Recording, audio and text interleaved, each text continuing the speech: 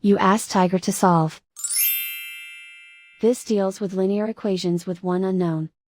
The final result is x equals -3.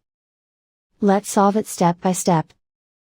Group all constants on the right side of the equation.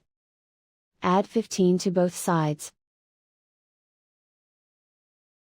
Group like terms.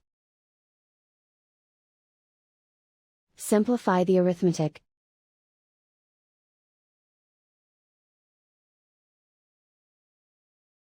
Isolate the x. Divide both sides by 3. Simplify the fraction.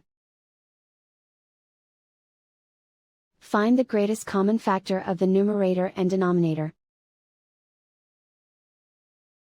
Factor out and cancel the greatest common factor.